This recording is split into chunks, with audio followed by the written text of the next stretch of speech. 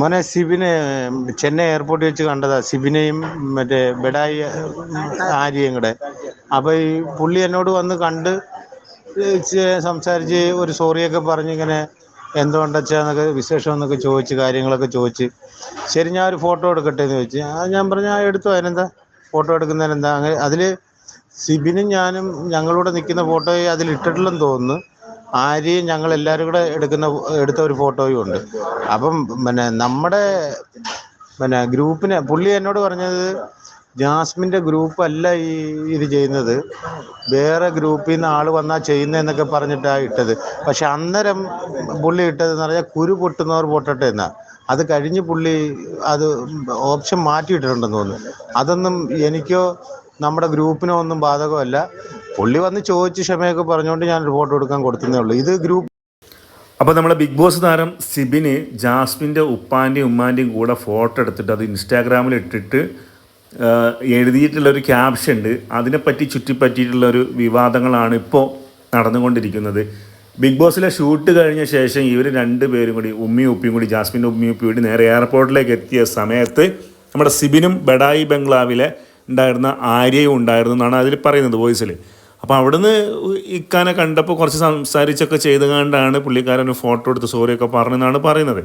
അപ്പം ജാസ്മിൻ്റെ ഉപ്പാനോട് പുള്ളിക്ക് പ്രത്യേകിച്ചൊന്നുമില്ല, ഉമ്മാനോടും ഇല്ല, ജാസ്മിനോടൊന്നും ഇല്ലാത്ത രീതിയിൽ വന്നിട്ട് കുറേ അന്തങ്ങൾ കുറേ പുള്ളിക്കാരനെ ടാർഗറ്റ് ചെയ്തിട്ടുണ്ടായിരുന്നു. ജാസ്മിൻ്റെ പിന്നിലുള്ള, അതായത് ആർമി എന്നൊക്കെ പറഞ്ഞിട്ടുള്ള ആളുകളായിട്ടാണ് വന്നിട്ട് പുള്ളിനെ പ്രൊവോക്ക് ചെയ്തിട്ടുണ്ടായിരുന്നത്. അതിനെതിരെ ഒരുപാട് വീഡിയോസും ചെയ്ത് വന്നിട്ടുണ്ടായിരുന്നു സിബിന്, അതിനെപ്പറ്റി തെളിവും കാര്യങ്ങളൊക്കെ ആയിട്ട്. അപ്പോൾ ആ ഒരു വാശിപ്പോഴും കിടക്കുന്നുണ്ട്. കാരണം അത് സിബിൻ ചിന്തിക്കുന്നത് ജാസ്മിൻ്റെ ആളുകളല്ല എന്നുള്ള രീതിയിലാണ്. അപ്പോൾ അങ്ങനെ ഇതിങ്ങനെ ഒരു ഫോട്ടോ എടുത്തിട്ട് പുള്ളിക്കാരൻ്റെ സന്തോഷത്തിന് ഫോട്ടോ എടുത്ത് അത് ഫേസ്ബുക്കിൽ അല്ലെങ്കിൽ ഇൻസ്റ്റാഗ്രാമിലൊക്കെ ഇട്ടത് കണ്ടപ്പോൾ അതിലെ കമൻറ്റ് കുരു പൊട്ടുന്നവർക്ക് പൊട്ടട്ടെ എന്നാണ് കൊടുത്തിട്ടുള്ളത്. അപ്പോൾ അങ്ങനെ കൊടുത്തപ്പോൾ അത് ജാസ്മിൻ്റെ യഥാർത്ഥ ഫാമിലിക്കല്ല, അതായത് ആർമിക്കല്ല പുള്ളിക്കാരെ ഉദ്ദേശിക്കുന്നത്. ഫേക്കായിട്ട് നിൽക്കുന്ന കുറേ ആൾക്കാരുണ്ട് ജാസ്മിനെ തകർക്കാനൊക്കെ, അവർക്കായിട്ടാണെന്നുള്ള രീതിയിലാണ് പുള്ളിക്കാരൻ അത് ഇട്ടിട്ടുണ്ടാവുക. അതായത് പുള്ളി ഈ വിഷയം വിട്ട സമയത്ത് പറഞ്ഞിട്ടുണ്ടായിരുന്നു, ഞാൻ ജാസ്മിനെ അല്ല, ജാസ്മിൻ്റെ ആർമി എന്ന് വരുന്നവരല്ല, പക്ഷേ ജാസ്മിനെ തകർക്കാൻ ശ്രമിക്കുന്ന കുറേ ആൾക്കാർ ഫേക്ക് ഐ ഡി ആയിട്ട് വരുന്നുണ്ട്, ഫേക്ക് ആർമികൾ, അവരെ തുരുത്താൻ വേണ്ടിയെന്ന് പറയുന്നുണ്ട്. അപ്പോൾ അവരോടുള്ള വാശിക്കായിരിക്കാം ഈ സിബിൻ ഇങ്ങനെ ചെയ്തിട്ടുണ്ടാവുക. ഏതായാലും അതിൻ്റെ ഒരു ക്ലാരിഫിക്കേഷനും ആയിട്ടായിരുന്നു ഇപ്പോൾ ജാസ്മിൻ്റെ വാപ്പ ഒരു വോയിസ് ക്ലിപ്പ് ഇട്ടിട്ടുണ്ടായിരുന്നത്. ഇതിൻ്റെ സത്യാവസ്ഥ, അതായത് എല്ലാവരും വിചാരിച്ചിട്ടുണ്ടാവുക അവർ മീറ്റ് ചെയ്തതാണെന്നുള്ളതാണ്. അപ്പോൾ ഇഷ്ടപ്പെട്ടിട്ട് വന്ന് സംസാരിച്ച് സോറി പറഞ്ഞ് സിബിന് തിരിച്ചു പോന്നു എന്നുള്ളതിൻ്റെ ഒരു ക്ലാരിഫിക്കേഷൻ ജനങ്ങളോട് കൊടുത്താണ് നമ്മൾ.